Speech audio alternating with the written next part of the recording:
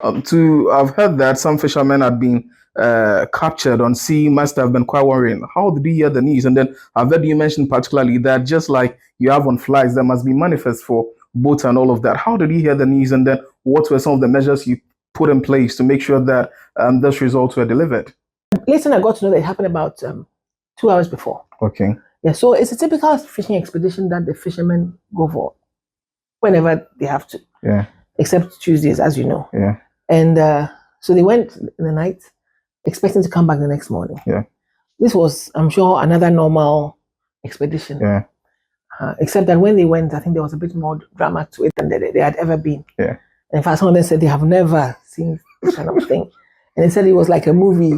And, someone too said when he heard the gunshot, he wasn't sure whether something, a machine was spawning. He rather know, and they saw a different boat from there. They said it was a black boat. Yeah. And the people were speaking pidgin. And, when they give the warning shots like that, because they were helpless. Yeah. There was nothing they could do. The fishermen were not armed. And I'm wondering if they were armed, would somebody have shot back? Yeah. And that would have been a battle end. It would have led to something else. It was because as I was sitting there, I was just playing the scenarios in my mind. So what if, but the robbery happened in the night. Yeah. And so the rest of it was just trying to get to them. And they went quite far, 35 miles, so they were on the high seas. Yes. And so apparently to them, as it happened, they just gave in surrender, take whatever you want. They took their generators, they took their outboard motors, they took fuel. I was wondering how big was the boat that was coming because they took 6 outboard motors. And these are not small machines like a laptop. They're big. Outboard motors. And they're heavy, So, they did all of that. And the point is that at least they managed to have a plan B. Yeah. So that was how it was. Everybody calling. And then the whole Senya community were literally at the coast. Yeah. Just waiting, to see what was happening. The whole town. We saw videos when they came back on shore. They were being powdered and carried all over the place, and they were narrating their ordeal on sea. And then we thank God. And I was actually surprised that the president didn't mention it here. I spoke to him yesterday because he wanted a report on what exactly. So he questioned me on this and that, and I gave him the answers. At that time, the second boat had come with the people. On a scale of 1 to 10, how do you rate your government and the President's State of the Nation address?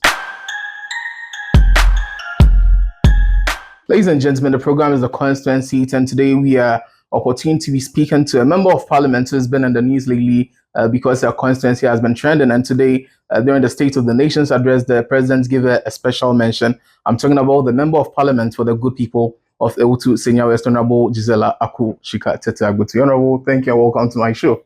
Thank you very much. Honorable, how are you doing? I'm good. Your constituency has been trending the whole of this week. And then let us mention the case of the fishermen who were rescued and then the rapid response of the Ghana Armed Forces. Yesterday when I called you, you mentioned that there was an emergency in your constituency, so you had to go and honorable your response and everything. That is why, of course, the president gave you a special mention.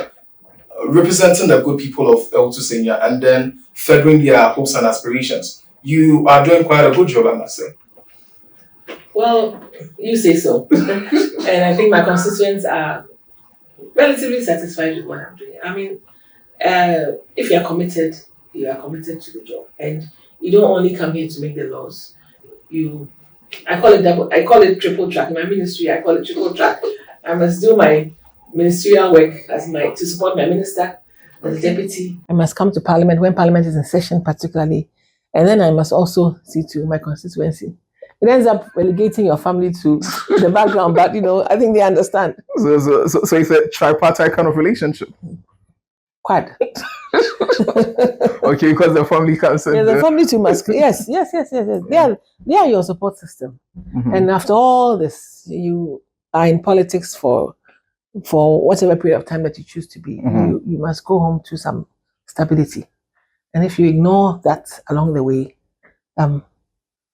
it's not really the best. I've heard that some fishermen had been captured on sea. Must have been quite worrying. How did you hear the news? And then I've heard you mention particularly that just like you have on flights, there must be manifest for boats and all of that. How did you hear the news? And then what were some of the measures you put in place to make sure that those results were delivered? So I got a call from my constituency chairman at about 10:40 on Wednesday night. Now he is from Senya Breku. Okay. And so when he mentioned it, I'm not surprised that he's the first person to get, because he has family who are, and Senya is like that. It's a close-knit community. If something happens, this will hear, this will hear. Everybody knows everybody. Everybody, yes, something like that. So when it happened, later I got to know that it happened about 2 hours before. Okay. Yeah, so it's a typical fishing expedition that the fishermen go for whenever they have to. Yeah. Except Tuesdays, as you know. Yeah. And so they went in the night, expecting to come back the next morning. Yeah. This was, I'm sure, another normal expedition. Yeah.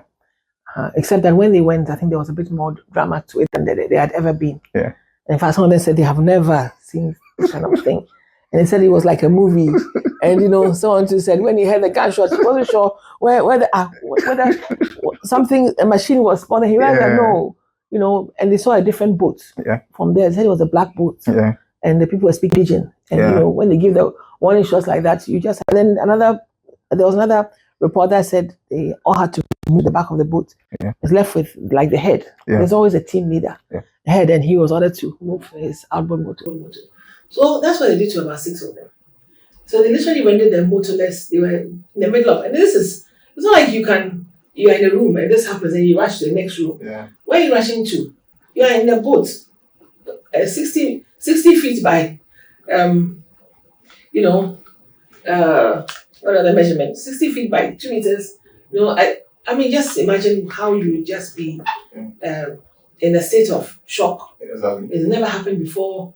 And there were people of different ages on the boat, old men, and all that. And so it was quite traumatizing. And I could feel it. So when he called me, I was like, hey, what's this? So I started making some phone calls. Automatically, my first thought was to get to the Navy. Okay. And I knew the head of the Navy. But, there's a hierarchy. Then I called the acting defense minister. And I couldn't get him. Then I called the deputy. I couldn't get him first, and later I got him. Okay. And then I spoke to him. I called another person. This person, I just kept on calling, because I just realized that, this one is a bit more than, especially once there were arms and all that involved. So it was a bit more, it was beyond the fishermen's capacity. Yeah. And this was not a time that maybe they would also go and do any Rambo style thing. Yeah. And so apparently to them, as it happened, they just gave in surrender. Take whatever you want. They took their generators, they took their outboard motors, they took fuel. I was wondering how big was the boat that was coming, because they took 6 outboard motors. And these are not small machines like a laptop. They're big. Outboard motors. And they're heavy, So, they did all of that. And the point is that at least they managed to have a plan B. Yeah. And then, eventually they all came to shore. 2 of them were escorted to, they managed to find, the fishermen have a way of helping themselves. Okay. When someone has a problem with his outboard motor, he doesn't get stuck. If he gets another boat, they can link it together, and then they go. So they got 2 in the heat of, after all the commotion had happened. 2, I think, were passing. So they managed to cry out for help. Yeah. And then they were on their way, and then the Navy met them. I think they escorted them. So they went to the naval base in Tema. And thinking that was all. Oh. But then I'm told another boat was coming from Attαckɛd. So, but eventually, I don't know how the whole system went, but in the morning, also at dawn, the senior canoe owners also made their own effort. ZLV Construction and Services. ZLV Construction and Services. I don't see one year man quadia a ZLV Construction and Services. It's a general building. A damness now a treaty mount. A graviato na open a baby amount. Stamp concrete na open. A posi floor. Nina a ZLV Construction and Services. Your number is 0543 123 and 0249 659. But it's Ufinimo. Because there was one boat, apparently, when it was happening, he said he heard the gunshot, he saw, and then he said, no, this one day they are going to do a U-turn fast. And as he calls, he said he came on full gas. It's a serious matter, but the way he described it, full gas, maybe back to shore. And that's how come maybe he must have maybe brought the information. But fortunately, when they called, there were a few calls we were able to make on their YAM phones. Okay. Not the touch, the YAM phone. And that is when people were like, okay, then they had that trouble. So I got some numbers myself, and I called them. I told them that I'm so and so. You shouldn't worry. We're trying to get them help. Okay. So they were here. They said, okay, and they are waiting. So that was how it was. Everybody calling, and then the whole Senya community were literally at the coast, just waiting, to see what was happening. The whole town. We saw videos when they came back on shore. They were being powdered and carried all over the place, and they were narrating their ordeal on sea. And this, when they give you that powder, deservedly so, because everybody was distressed. When I got there in the morning, and when you try to link up with me, you were the last person I was going to talk to. I was like, no, I told you that I have an issue. I need to go. So I just went in the morning, and then I just realized that no, I need to stay. Once they saw my presence, they were. The women, when the women saw me coming, they were happy. Was some sort of relief. Comfort, and my DC had gone there earlier. Okay. So he was there and seeing to whatever issues he had to see to as a district, head of the district, the DISEC. Yeah. So he briefed me on when I was coming on the way that this is what he was doing. So then once we're there was some calm. And then the police command, Central East Police Command came, and the Marine Police Rep came, and NADMO came, and National Security. So one after the other, almost every state organization was represented in one way or the other. And then the Navy were also having some boats patrolling, but the actual robbery was the night before. Okay. And the next day was a major, and we're getting a bit worried because they didn't have food, they didn't have water. That's what I got to pick up. So I was a bit worried that, by 10, the sun is hot, there's no shade. Yeah. Unless you've tied some cloth to some, thing. So at the end of the day, we thank God. And I was actually surprised that the president didn't mention it here. I spoke to him yesterday because he wanted a report on what exactly. So he questioned me on this and that, and I gave him the answers. At that time, the second boat had come with the people. So I said, we're expecting 4 more. That was what I was told. Later on, it was 10 to 2. So the reason why I talked about the manifest, when you're going on a flight, they know everybody who's on the flight. Exactly so. They even know where they are sitting. Yeah. And I thought that looking at how things panned out, we went sure. First we heard there were 8 boats, and there were 5 boats, and there were 13 boats.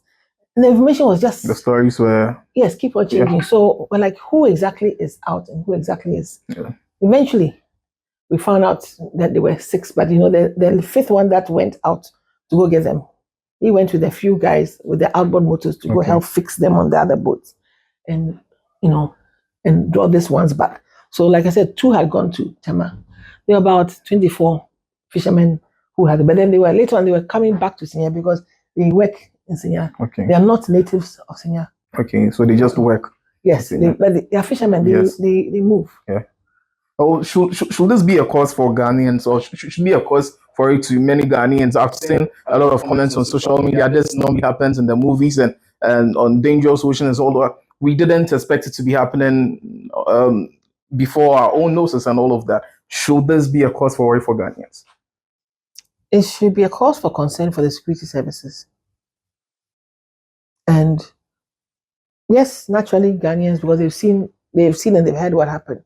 But I think there has to be a review of security, marine security, because they were helpless. Yeah. There was nothing they could do. The fishermen were not armed. And I'm wondering if they were armed, would somebody have shot back? Yeah. And that would have been a battle end. It would have led to something else. It was because as I was sitting there, I was just playing the scenarios in my mind. So what if, but the robbery happened in the night. Yeah. And so the rest of it was just trying to get to them. And they went quite far, 35 miles, so they were on the high seas. Yes. But they knew that they were aligned to Nyanyano. Yeah. Senya Breku is here, GhPage is in Nyanyano. So they had an idea of where they were. And those who are onshore also knew, they know where that place is. I think it's the usual fishing ground that they go to.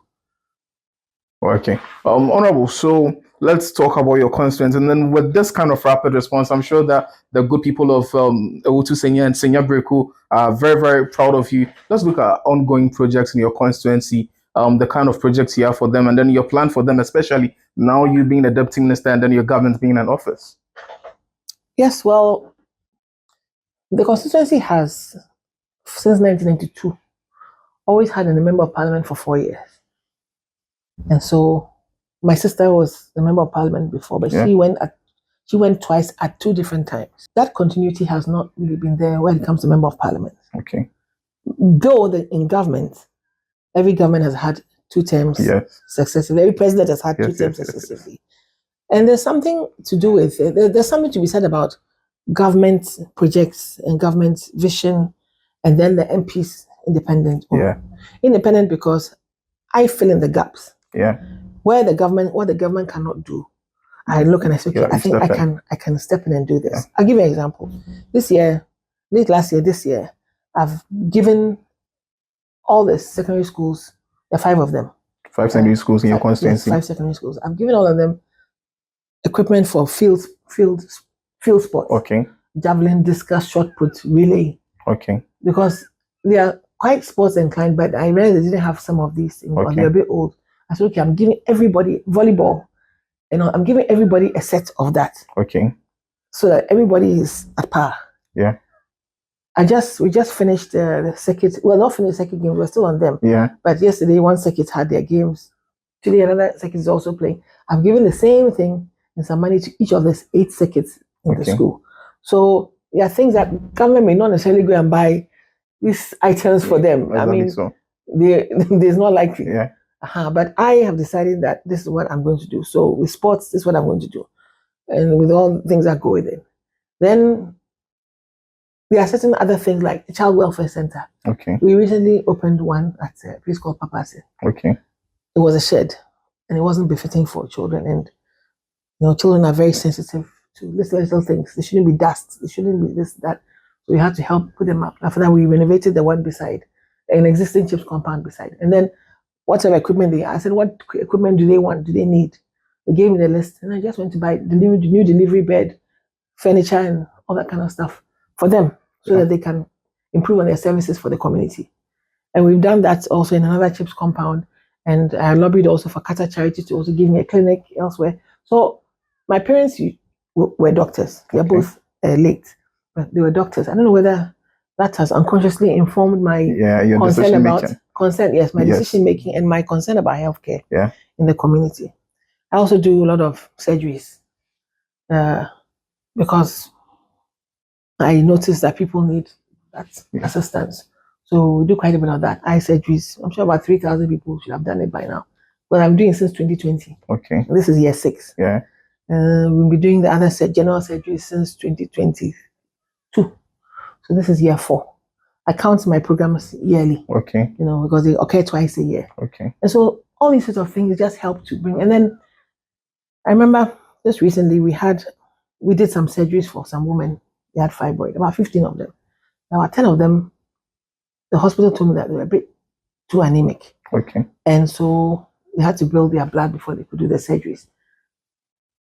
That implies that the bigger picture could be that there is a bit of anemia in the community. Because if the mothers are like this, how much more the children? The children. And so, like I said, these things will fill in the gap where government will. So I remember getting this information, and we had a meeting with the school feeding caterers. I told them, everybody, make sure that you use Abedu in your food. Now nobody will say there's nothing wrong with it. Everybody in the school, the food you are feeding, giving to the kids, school kids, make sure you use that. That is the basic and the standard. Yeah. Once the health director gives the okay for nutrition, then they're good to go. So there are small things that we tend to do that tend to complement what government would do. And I think the health personnel in my district, they realize that we work very closely together. Okay. And then sometimes maybe there's something a place needs rewiring. To do it through the health system will take time. So I was just and a certified electrician, I'm particular about compliance. Should go check it out, bring me the estimate, let's do it, let's fix it, let's get things fixed for them. So you end up being like a bit of a handyman, handy woman. Yeah. But you're also executing your own vision. So. I would like to see my constituency really being a place of improved development, physical development, educational development. I would wish that there's a bit more better planning in the towns and villages, but because of my background. Yeah. But sometimes you don't always get it like that. Things are built already. Yeah. But we're doing our bit and to make sure that we can complement whatever the government does. Well, did the opposition take you by surprise today during the president's State of the Nation address. They were in sashes, cocoa fire mobile with cocoa pot and all of that. Did it take you by surprise? They branded themselves though. I wonder where the cocoa pots are. They won't keep them in their office. They won't throw them away somewhere.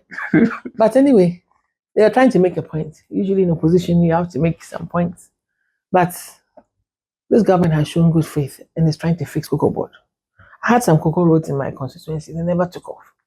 I have cocoa growing areas in my constituency because I border Eastern region. Yeah. And so the climate is good for that.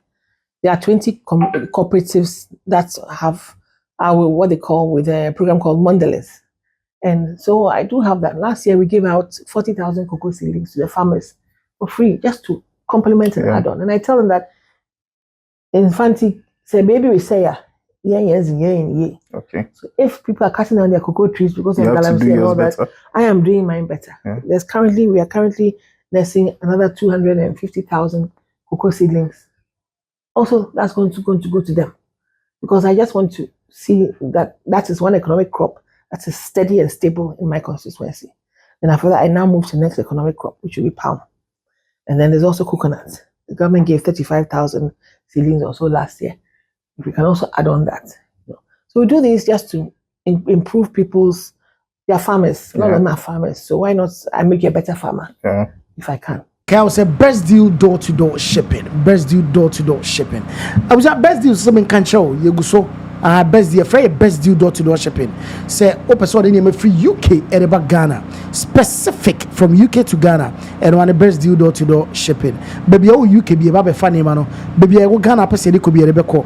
Time I be sure say baby do time in a baby do. Say the person handle no with care. Yeah man be being say be mumu be being pro and say the be. Your very best until obi anim say I need the best deal you can ever find. Obi on ma we busy or say I personal shopping here the brema no obi on what Ghana or say I toto breno or US but say di dwan or UK de ba with your free numbers no 0774353487 and 077463007086 your Ghana number is 0241961165 na your baby be kama e de aba Ghana e de aba ama. Bro, how is Nkuku and Ketenkete going to improve the lives of your constituents? Okay, so it depends on who. I've looked at this in Ketenkete. I like it. I wanted to give mine to old ladies. Okay.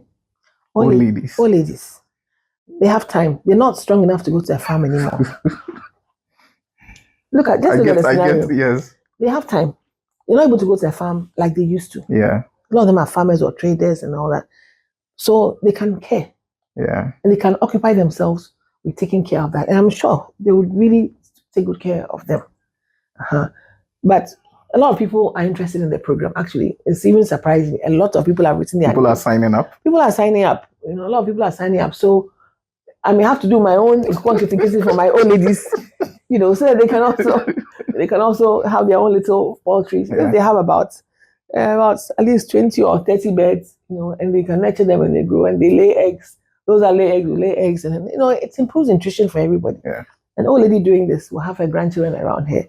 She will give them some, So there are some programs that are very practical, and that is one of them. I just want to make sure it's successful. We are now starting ours. We just got our supplies yesterday. Okay. So that's the allocation is going to be done to the people who signed up for it, and then we'll take it from there. On a scale of 1 to 10, how would you rate John Dramani Mahamat's performance? And one thing Ghanaians have mentioned is the fact that you haven't been swift with oral. They are not seeing a lot of prosecutions, and the 24-hour economy you campaigned heavily on.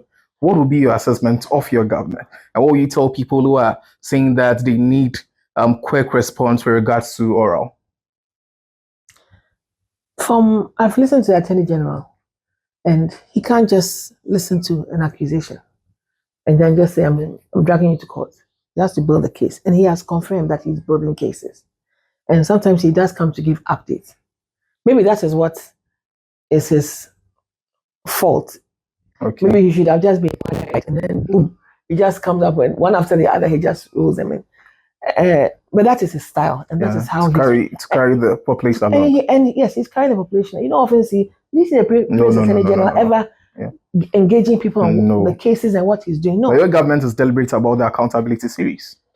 Yes, and rightly so. So people will know what exactly is going on. So I think we should just give him a bit of time. He knows what he's doing, and I don't doubt that in due course, it could be in about a month or two.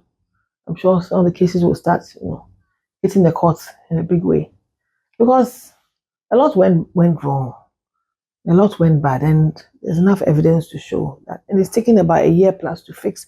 In fact, it's been a quick fix. If you would admit, I mean, how would you be able to bring the forest, have this kind of control, and the exchange rate has been stable for that long? The opposition say it's sentence.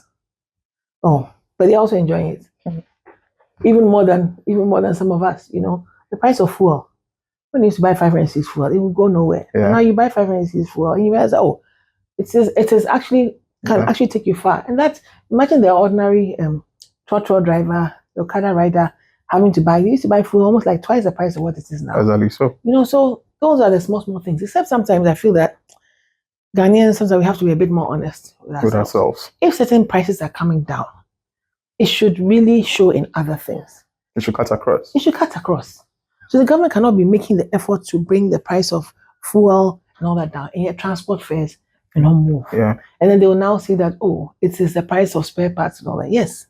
But the same spare parts are not manufactured here. Yeah. They are imported. It is the same dollar which is also gone down. So that stability, it means that importers will pay less to import. Other things should drag down at the same time. Drastically. But strangely, they don't. And that's, I think, it is the time for Ghanaians to really look within and see how come that equation does not balance out. Because technically, you should. If the price of imported items, for example, you remember in December 2024, you couldn't buy a bag of rice for the price it is now, or a bag of sugar. Yes. And now it's literally almost half the price. Imagine that stability has brought. Yeah. In that case, any other thing that you are selling, why should wachi, for example, still be at a certain price when the imported rice that you are using, the price is almost half? Yeah. What is the difference? If it's about animals, what is it about the cost, or how you have a cow? Yeah.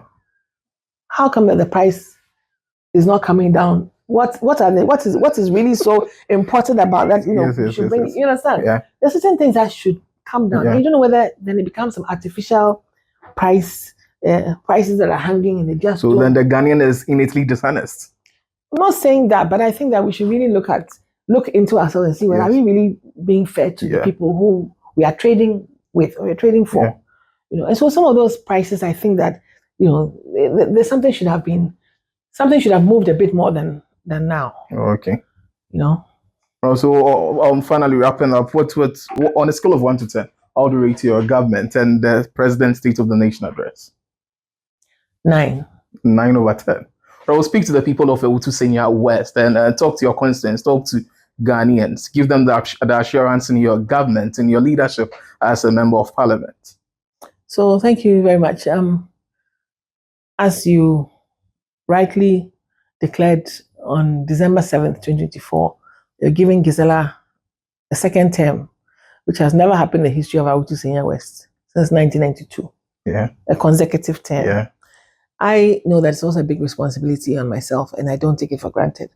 And I think as constituents, from my actions that I don't take it for granted. And I'll do all I can to make sure that our constituency is a much better place in all the sectors where we can. When it comes to roads, when it comes to infrastructure, when it comes to services, what we have a bit of challenges is employment. And we're going to innovatively try and fix that as well. Now, I need people who are interested in agric. I need young people who are interested in agric to connect with their assemblymen and their ward coordinators and come on board.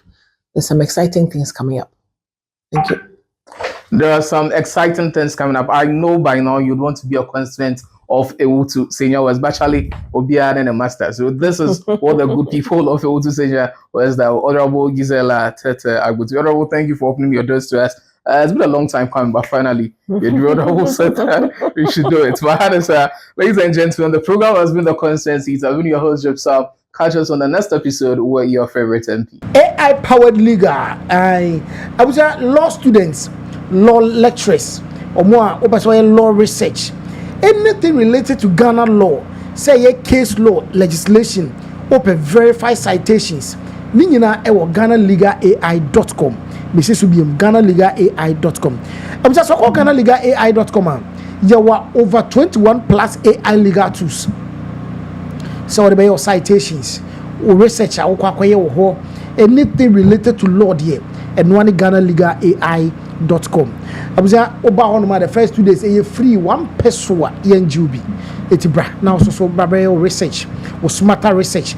A Ghana the Mquadia and one GhanaLegalAI.com. Yɛfɛm na kwa me $30 na enka na misisi so misisi ama kame na to na twetwe binya 3p garlic mixer no aboa me pa aduro ata miracle bi wo aduro no kyese mafu no kra se die sia twimi ankasa me humi esi so se me humi ana esi so obeka se die bibi hye me so bi no ni na ye normal ni BP na ti no ti pa me sa 3 days ni aduro na ankasa de nyankopon de ayi bi ahodi che ma ebi ko nyasa mketo ana se we de me fro aka so na me fa nhyɛ me nkwa no me de abe fa 3 years ni ana asa me gina hɔ a me na mu sisinya hye me kwa me de ameko bi amu so much me duru abe 6 years ni o tema sisi am ye maji se ene me gya na ya le na nku me preko ene 4 days ana me koto 3 garlic mixer ni tema me kase yankupo ni yam se ende ya me no kase me ho ato me a me dwen wa me ntia hye 3p garlic mixture ubenya bi wo mamu pharmaceutical shops and herbal shops Fred Piwak e wo 02489288824 and 02010000021